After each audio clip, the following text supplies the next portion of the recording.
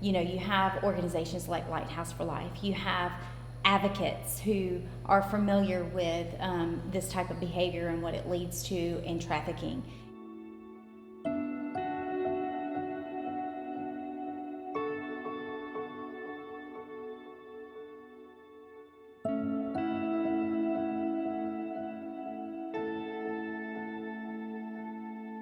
So Heather Pounds, thank you so much for talking to us about an incredibly personal journey. It takes such courage, and we really, really appreciate it. The first thing I want to talk to you about is just this notion of human trafficking in general. From movies and everything else, I think we have this vision that it's about a girl being smuggled across the border or being snatched up in the mall. And that's really just such a cliche, and that's not your story. You were this 12-year-old girl in Lexington. So take it from there. What happened? Yeah. So, it is a myth that people are stolen or taken or kidnapping. But it's also true, too, because that does happen. But it didn't happen. That's not the way it happened for me. I came up in a home. It was very difficult to live in. And by the age of 8, I had already been molested. By the age of 5, I had been introduced to my dad's pornography, and by the age of 3, I had had my first sip of alcohol already. So by the time I was 10, I had been put into the state hospital facility for behavioral health, and so whenever I got discharged from there, by the time I was 12, I was running away. It's statistically known that in the first 48 hours of a runaway, that they would be approached by someone knowing that they were a runaway in their vulnerability and offering them help. Let me stop you right there. Go back to your 12-year-old mind. Can you remember, okay, I'm leaving the house. Do you have any idea where you're going? Do you think I'm coming back? I'm just trying to scare my parents. I mean, do you even remember what you were thinking as a 12-year-old? What you were going to do? Kind of not. I do remember thinking that I did not want to go back home. There had already been a lot of trauma that had happened to me, and it got overlooked, underlooked, neglected, not taken care of. And so I just felt totally abandoned by my family. So at 12, when I'd go to school, I'd say, well, if I just didn't go home, maybe they'd come looking for me, or maybe they wouldn't. A week later, I'm still missing from care, and no one's found me yet. And so that became a pattern for me. After I did it the first time and did it again, my days that I stayed away got longer. And where did you go? So I would be at different houses. I would be with different friends in the neighborhood or in the community. No one knew that I was missing from care. And your parents weren't looking for you, or they were not concerned? It's interesting that you asked that. My goal is to find out how many actual runaway reports were documented during my adolescent years, but not to my knowledge did they call the police to report me more than 2 times. And runaways is typically where it starts with trafficking, right? It can. So statistically, it's 1 in 6 will be approached by someone because of their vulnerabilities, and 1 in 4 will go. So it was on one of these times that you left home, that's when you met your first traffickers? Well, at the age of 14, it wasn't when I was running away. At this point, I just didn't go home. My father was in the process of emancipation for me by the time I would turn 15. And so by that time, my mom and him had divorced, and my dad was going through his own set of things. When the night that my mom left my dad, I remember coming home. My sister and I came home. My dad was sitting in the chair. He had a gun on his lap, and he threatened to kill himself and my mother if she didn't come back. And so that was the cycle that my dad stayed in for the next several years. Mm-hmm. And that's what you were running away from. Mm-hmm. And how many siblings in your home? I have an older sister and younger brother. And looking back now and going through what you've done helping others. Is your story pretty typical of the girls that get involved in this life? Are they pretty vulnerable because of the life they're running away from? Well, I don't know if it's the fact that it's typical of running away. What we do see is that a lot of girls who are trafficked, or a lot of victims who are trafficked, are really trafficked by a family member or someone who they know. It's not a stranger. It's not someone who is outside of the family. Most of the time it's someone that's associated with the family or a family member. This particular individual knew me because he knew my sister. So he knew a lot of my vulnerabilities because of the things that my sister was sharing in her peer group. So whenever he met me, he knew what to prey on. We call them the Romeo pimp is what they're known to be. And they come in and they're just kind of like, tell you everything that you want to hear, that you need to hear, make you promises, just want to be your knight in shining armor. And so that's what he appeared to be to me. I want to stop you right there, because what you just said, I think, is going to shock a lot of people. I don't think it would occur to most anyone that the trafficker would know the family. And so now that brings in a whole level of vulnerability. How do you protect against that? I mean, do you have any advice? Well, when I look back at my life as a child, my father and mother had tons of people over the house all the time, and there's no way that you would know what everybody was doing with the amount of people that we would have over and the alcohol that was being consumed and, just not paying attention. I think it's very important that you know your peer group and, the people who you have in your home, but also the home that you send your child to, whether it's a family member or whether it's a friend. What is taking place in their life? What's going on with them? What are they doing? I do the same with my 13-year-old. I do the same with my 17-year-old, is wanting to know, where are you going? Who are you going with? I've went as far as my 13-year-old is making sure that I go into the house just so I could see what the house looks like. If there's an open bar in the house, I might not want to leave her there overnight or leave her there at all. That's a personal thing, because I know that a lot of things took place with me because of my dad's alcohol addiction. Wow. And before we go on with the rest of your story, while we're talking about your young self and where your headspace was then, if you had a big screen and you could see the steps that led you away from your home and into the kind of arms, for lack of a better word, of this Romeo pimp and the next step of your life, and you could press pause on this machine and have a conversation with that lost little girl, what would you tell her? That you're valuable, that you are worth something. You're worth more than what other people say that you're worth, and that you have a future. But for a girl who might be watching this right now, who's in very similar circumstances to what you were in, and is in that same, she doesn't feel like she can go home like you didn't, and feels like there's something better, where would you tell her to go? Well, nowadays there's a lot more resources than there was when I was a teenager. You have organizations like Lighthouse for Life. You have advocates who are familiar with this type of behavior and what it leads to in trafficking. So asking them to reach out to someone who they do trust so that they could get the help that they need.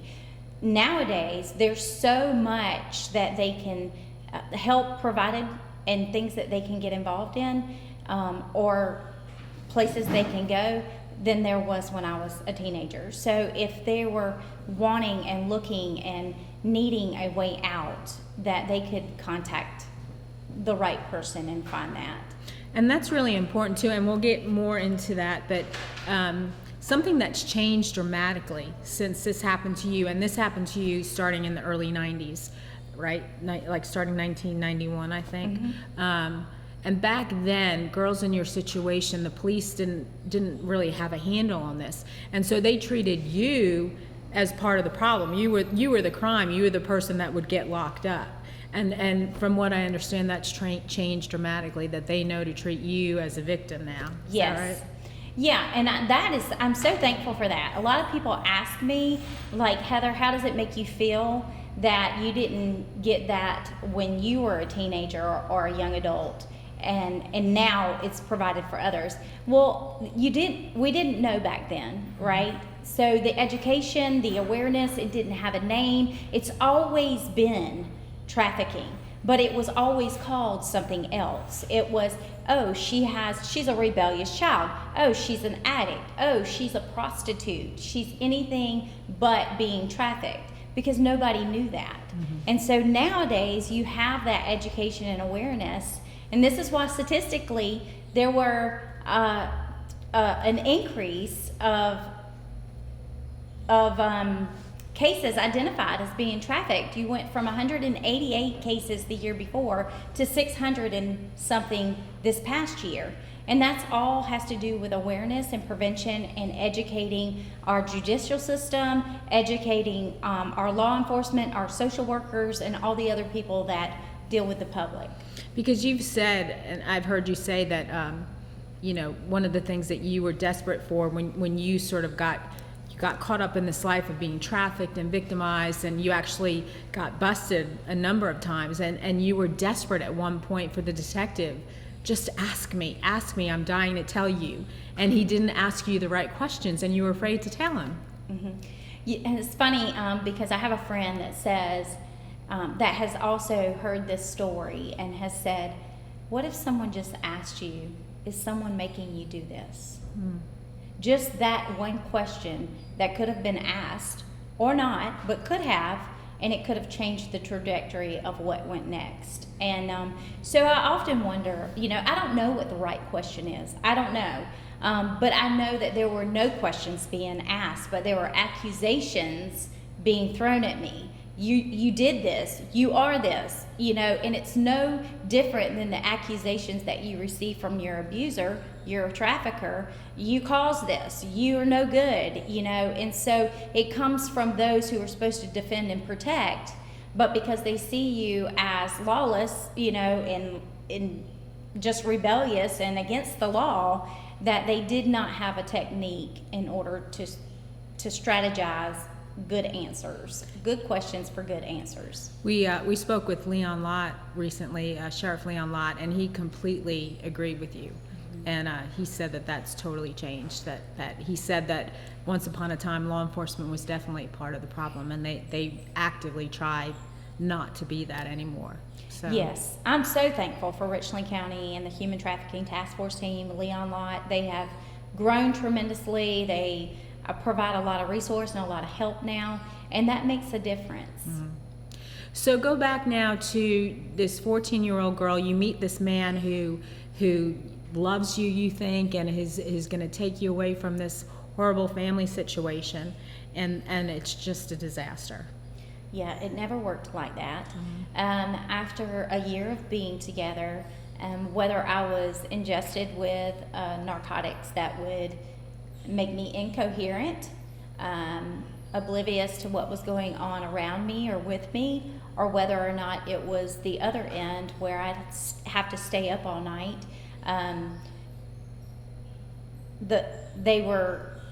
It was used to control me. So when I was 14, 15, 16, we didn't have dial-up internet. We had no internet at all. We didn't have cell phones. We didn't have social media. We didn't have those avenues as we do today. And so you street walked. You jumped in and out of cars. You went in and out of restrooms, whether it's at the gas station, whether, you barely had hotel rooms to work out of back then. And so this was what your night looked like. In the areas that went on in, you jumped in and out of cars all night, and this was through the man who loved you. He said you had to do this because this was the only way you could provide for yourself? I mean, how did the deny, or this was the way you paid for your drugs? How did that work? A little combination of all of that. Okay. It is, I've taken care of you. You having a problem now, you're going to have to pull your end. You know, you have to carry your weight and then some. And this is what you're going to do and how you're going to do it. And you don't know what love is. I mean, I didn't get authentic, real love from my own family. So I was already, love didn't exist the way that it should have, you know. By being introduced to my dad's pornography addiction at 5, I thought love was being naked, you know, and allowing men to do things to you, you know. So my perception of love and relationship and of being a woman was distorted very early on. And so this was what you were going to do until you made enough to come in for the night. Now, was it just you and him as a team, for a lack of a better word? Or, you know, we just get all these images from Hollywood, and I'm trying to dispel it. I mean, how does it work? I mean, yeah, how does it work? Well, it was me and him for a long time. And he ended up getting killed, just the lifestyle thereof. By that time, I had been in the life for so long, I didn't know I could get out. And if I could get out, I didn't know how to get out.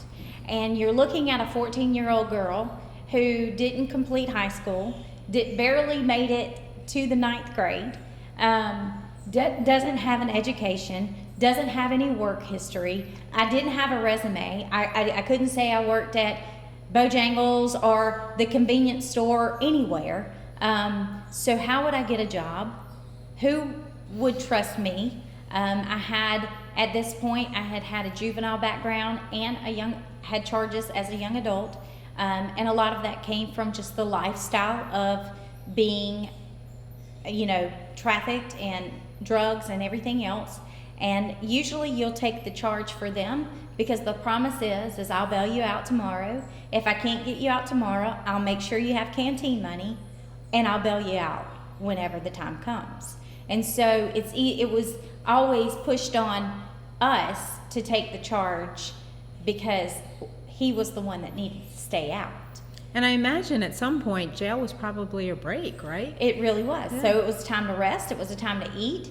And there were times that I knew he left me in there longer just to do that because we wear ourselves out.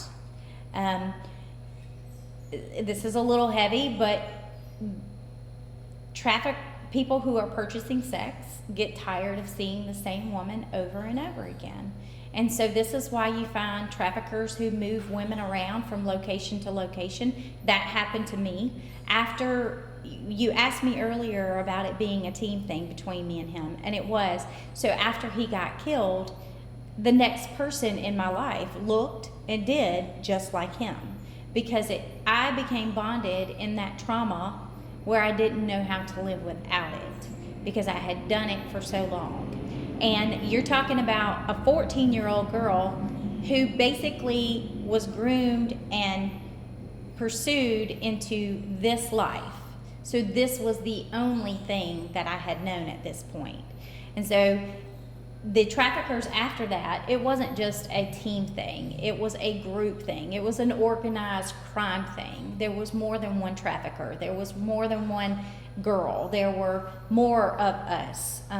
And so we moved around a lot, city to city, state to state. For the trafficker, it became the inventory had to move through.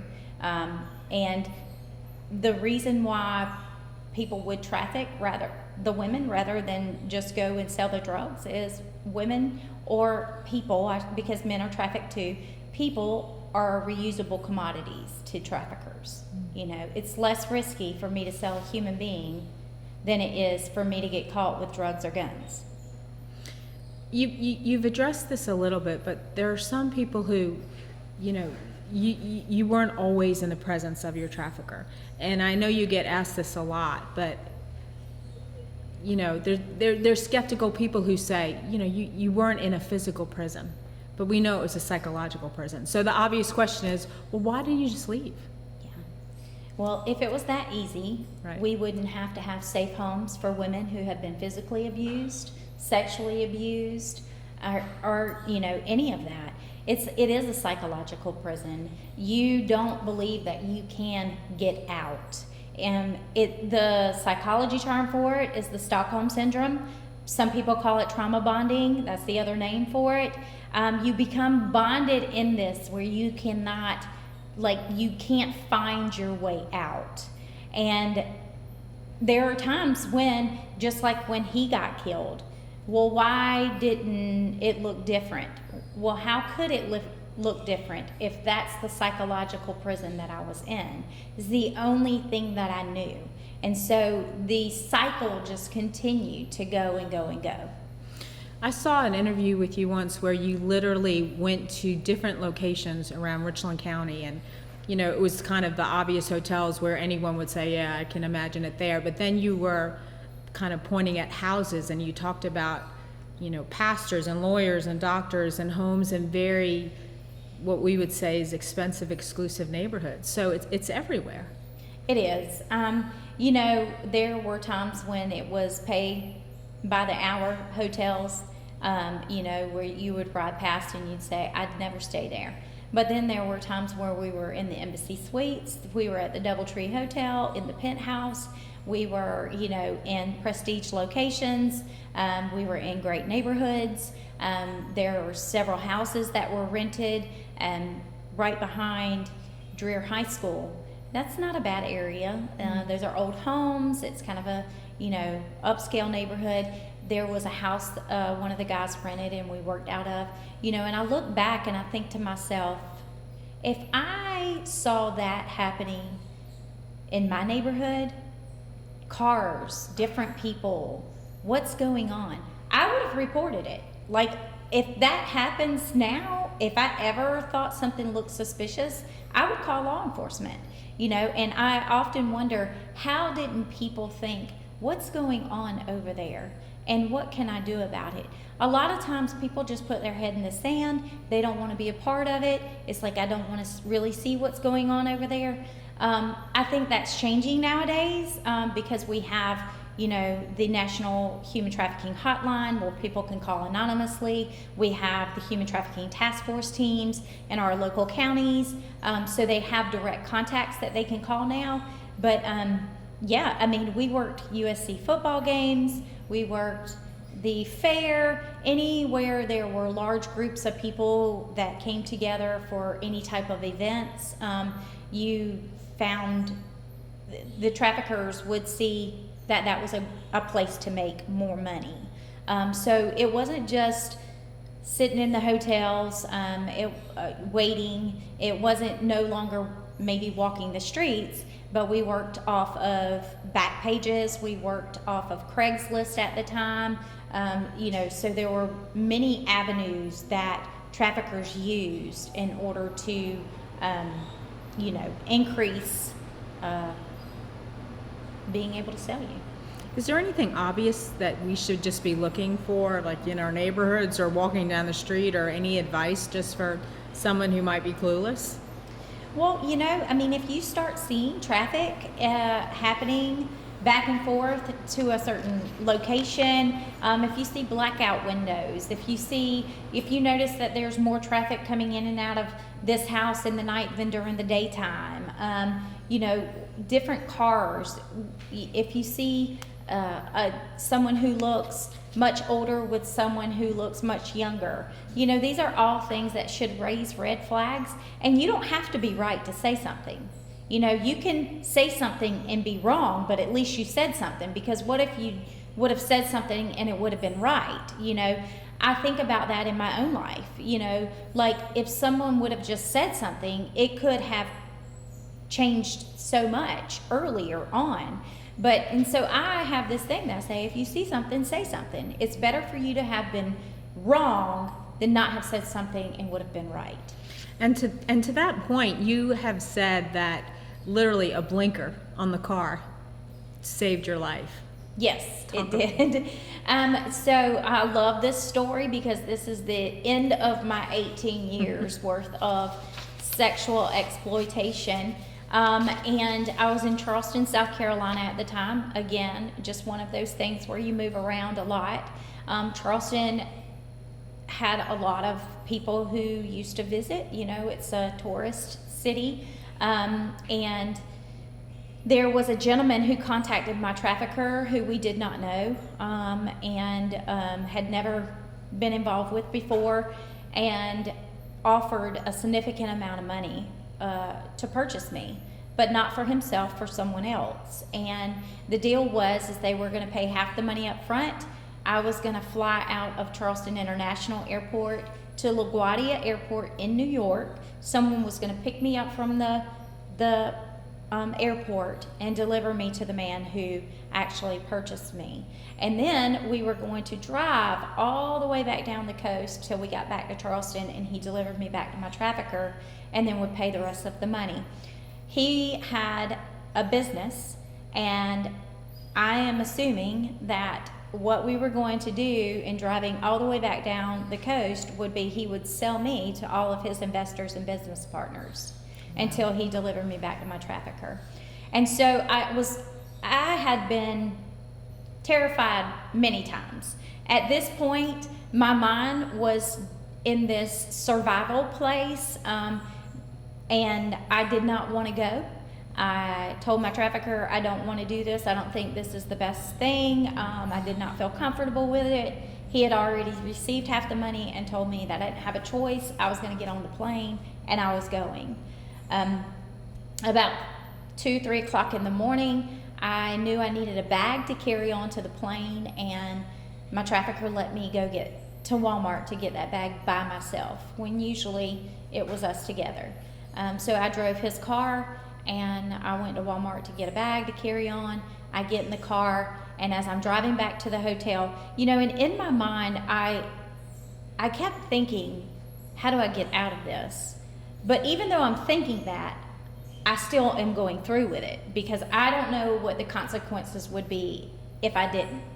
And so I'm in the car driving back, and one of the girls who I knew from the streets and from being trafficked was walking. And I pulled over to give her a ride. I asked her if she wanted a ride. I knew where she was going. It wasn't a very good area in Charleston, and she got in the car with me. And as we approached a light, I needed to make a left-hand turn. A Charleston County police officer got behind me. And I remember sitting at the light, and I remember feeling like this could be my way out. What if I did something that would cause him to stop me? Now, you're talking a matter of a light turning from red to green, or from going from red to green, but it felt like forever for me. And it felt like a zillion things went through my mind all at one time. And then I thought, well, what if he does stop me, and then he lets me go? And so in a matter of just minutes, I decided not to turn on my blinker, to turn left. And I said, well, maybe he'll stop me, maybe he won't. And I turned to the girl who I was giving a ride, and I said, listen, you know, I might get stopped. And if you have anything on you, it was not uncommon for us not to have paraphernalia or drugs on us. Nobody does the line of business that we had to do sober. There's just absolutely no way. And so I told her if there was things on her, if we got stopped, she didn't want to get charged with, give them to me. So she starts pulling things out, and I put them on the console. I didn't turn my blinker on, and the officer put his blue lights on. So as he's following me, and I'm turning into a place where he can, you know, come to the car, I still struggled. Do I? Don't I? Do I? Don't I? What do I do? I knew all kind of information from people, credentials that, you know, if I didn't have an ID, I could give it to him. Maybe he'd let me go, maybe he wouldn't. Do I give him a false name? What do I do? And by the time he got to my window, I just told him who I was. I said, my name is Heather Ann Pounds, my social is blah, blah, blah, and I'm wanted by Lexington County Pardon and Parole Services. I had been on probation, I had missed probation dates, a lot of that had to do with the fact that we were never in the same area. Who was going to go see a probation officer? I was, not going to pass a drug test. And so I remember him looking at me, and he said, okay. And he wrote down my information. He went back to his car and came back and arrested me. They called a female officer to come and, pat us both down, and who I needed to ride with back to the jailhouse. And, she asked me in the back, I was in the back seat, and the female officer asked me, are you okay? Are you okay? And I'm like, you have no idea. Yes, I'm okay. And then when we got to the jailhouse, the officer who stopped me, he said, why did you tell me who you were? And I just said, I would die. I was going to die. I'm tired. I can't do this anymore. And that was the start of my new life. And I don't know how I knew, but I just knew that I never had to go back. I knew that there would be enough time between me and my traffickers that they were not going to come looking for me, and I was not going to go find them. And their big concern would be, what is she telling about me?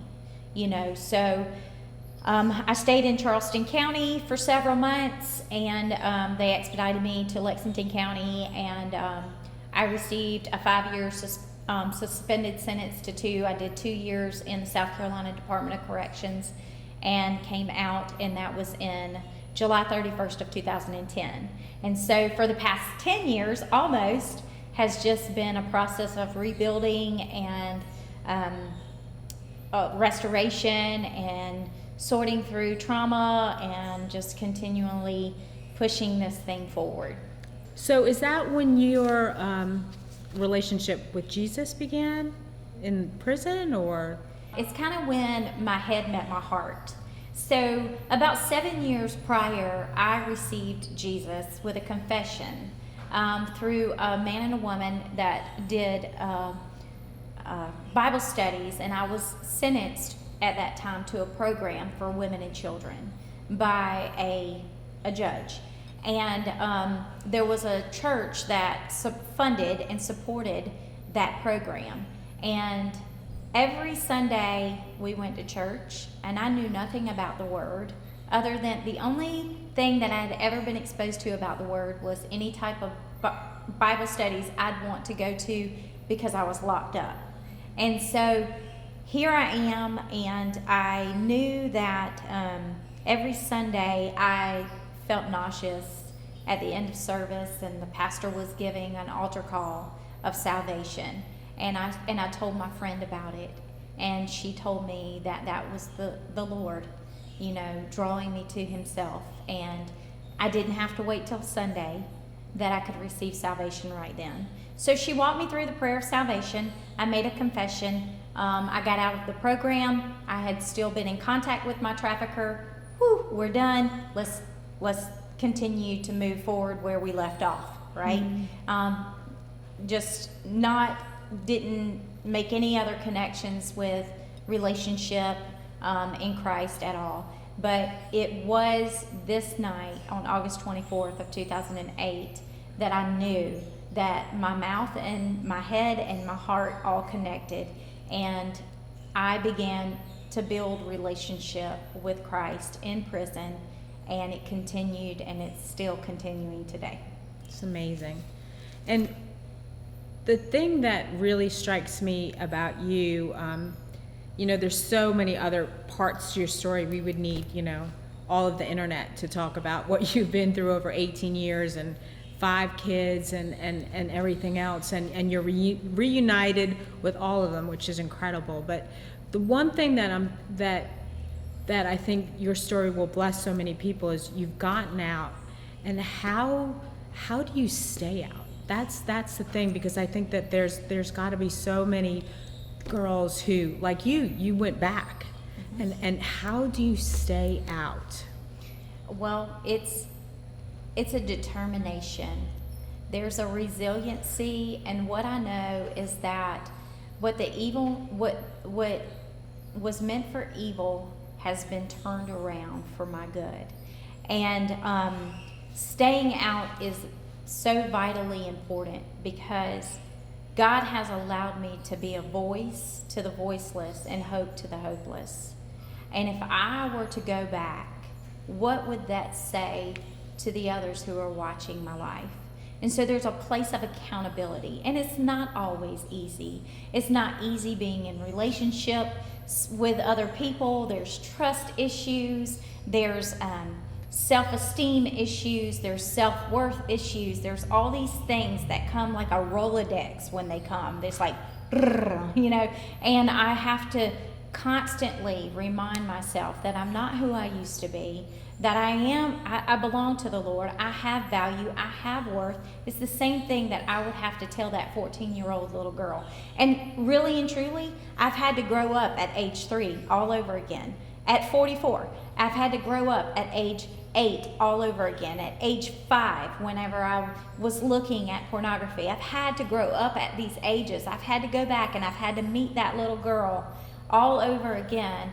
And I've had to push her forward to the age that I am now. And sometimes I still find myself back at that age. It's like an onion, and it's each time that I heal, there's another layer, a deeper layer that goes down to the root, because it's a system, it's a belief system that was put in me that was wrong, that I've had to root up every time it tries to sprout up, right?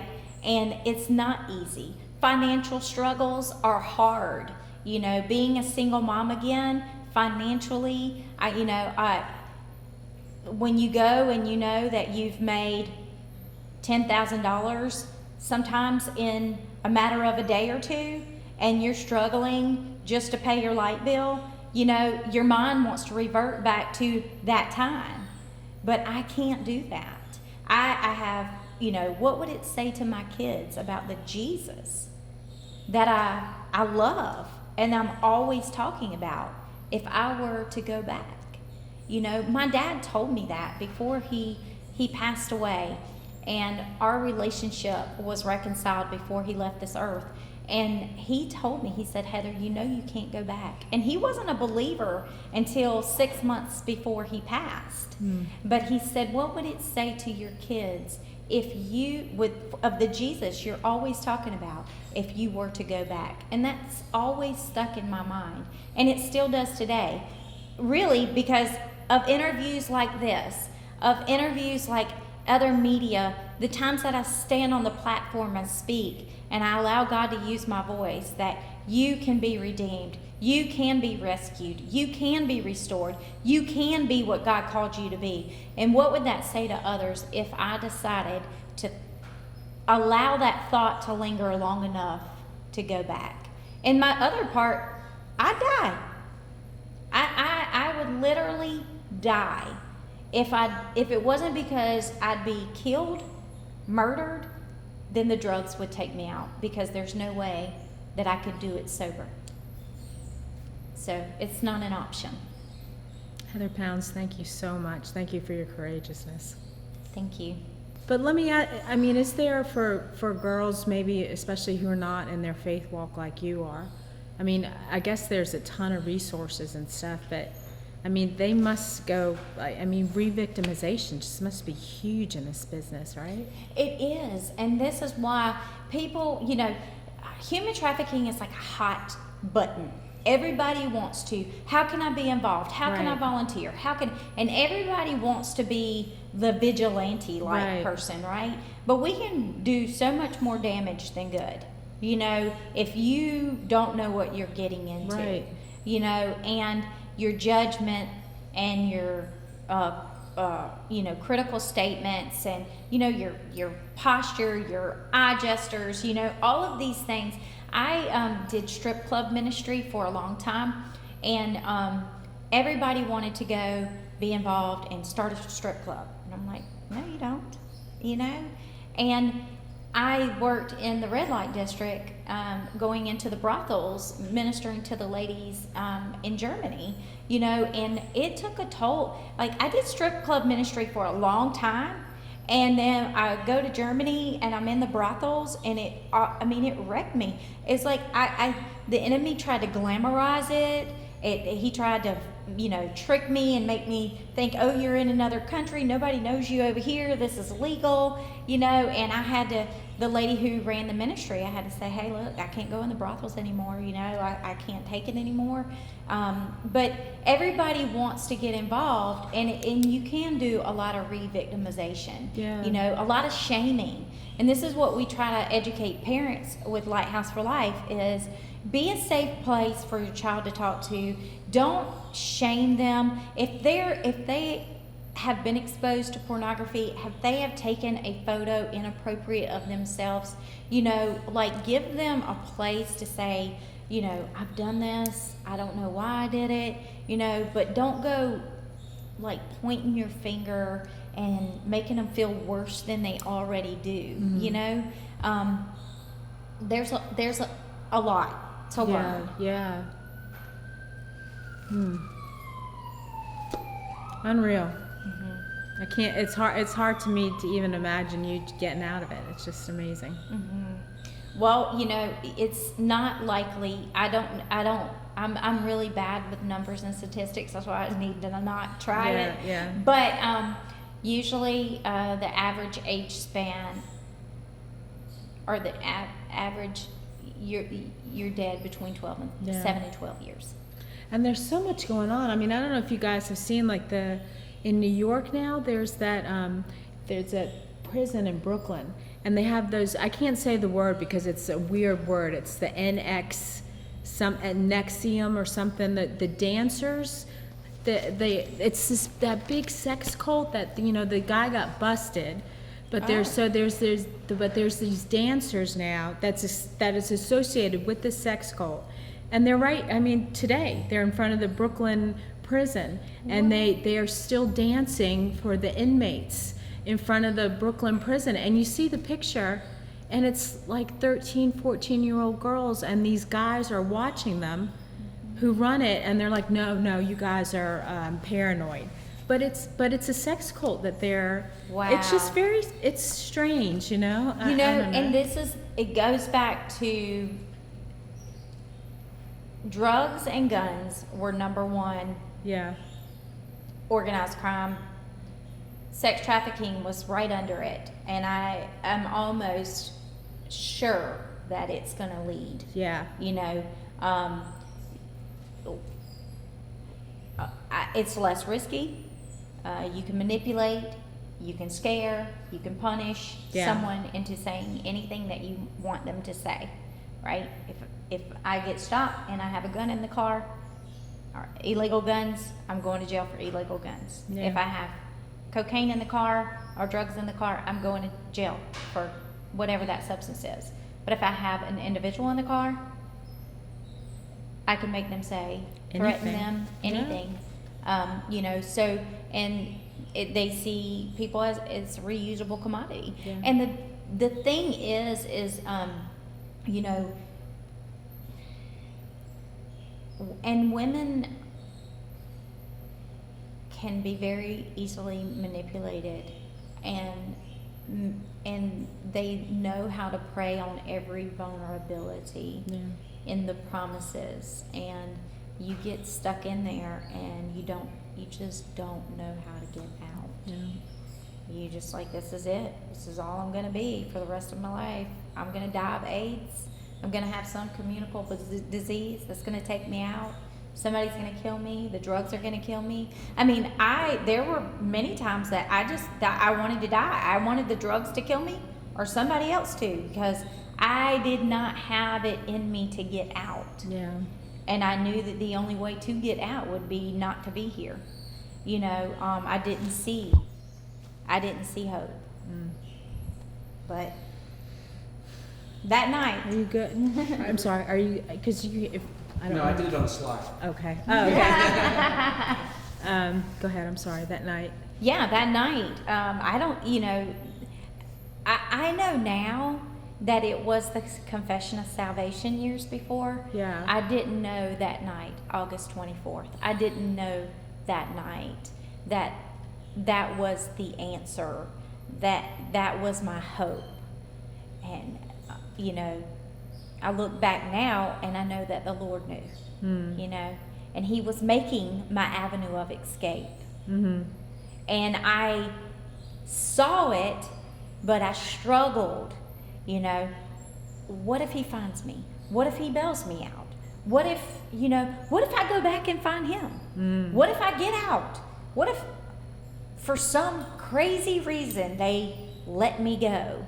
You know, where would I go? So all of those things like just bombarded my mind, and I as he came to my window, I just said it, you know, here I am, I'm wanted, you know. Wow. And I didn't know what it looked like, and even coming out of prison, I didn't know what it was going to look like, you know. Would I have a criminal record, you know? Oh, that was something I wanted to ask you about, because Okay. once something Leon said, no, you said it, and I asked him about, was that I thought was just so profound, that you said it was such a part of your kind of being set free, that now that they expunged your record, which I think Yes. is so brilliant that they do that for Yes. victims. Yes. So when I came back in the country in 2017, I met Andrea Wynn, the founder of Lighthouse for Yeah. Life, at a conference, and then I met Jen. Yeah. And then in June of 2017, Jen said, "Heather, I need you to meet this guy named Elliot Daniels. He's a lawyer for Murphy and Grantland, and he is wanting to help traffic victims get their record expunged." And I thought, well, at this point in my life, I don't know if I want it hasn't been a hindrance to me, so why do I need it expunged? I didn't think that there was purpose behind it, but I said, okay, I'll go talk to him. And so I went to his office and sat down, and he wanted to rehash everything from my juvenile days up until, 32 when I got out. And I was like, man, do I want to do this? And so for hours we spent time in his office, and I gave him all my information, and he said, I'll be back in touch with you. And a couple weeks later he called me and he said, Heather, you were trafficked as a juvenile. It started when you were a teenager. You are a victim of human trafficking. And I'm telling you, it was like a piece of duct tape that had been stuck on me for so long, and it was sticky and it was unremovable, just got ripped off. Every single label no longer existed. It had a name, it had a reason. It was not I was a prostitute. It was not I was an addict. It was not I was just this. It was I was a victim of human trafficking, and as a result of that, my life looked like this. And so it was like, I don't know, it was a huge revelation. Now, I had been out of the life. I had worked for human trafficking ministry in Germany. I had been involved. I had done speaking, but this took things to a whole nother level. And it was like another pivotal moment that put the navigation in gear and made sense to me. And so Elliot worked really hard, and he had many charges expunged, and I'm actually leaving here today to go by the law office to pay the money because my pardon is being pushed through right now. And so Elliot is now with the Attorney General's office, and he has done a story on me too that is in the South Carolina DOJ. So in the law school thing, he has done something and put that in there also. So, I mean, just incredible. And it gives so much hope to someone else who, we all have charges. If you've been in this life, you've been arrested, and they're trying to get the law passed for the S-194 law, because right now, if you're caught purchasing sex, you get less of a penalty than the person being purchased. And so they're trying to change that, you know. It's kind of like Bob Healy, he works with us. He's the one that does a lot at the State House, you know, but he says it's like Mothers Against Drunk Driving. It was the mom that got mad enough to Yeah. do something about it. Yeah. You know, when are we going to get mad enough to do something about what's taking place in our law system? You know? It's so amazing though that you're defining yourself. That's Yes. awesome. Yeah. Or God's defining you. He is. He is. And he's using people, Yeah. Lighthouse for Life, Elliot Daniels, you know, Sheriff Leon Lott, everybody to make those chisels Yeah. and impressions in my life. So, Awesome. yeah.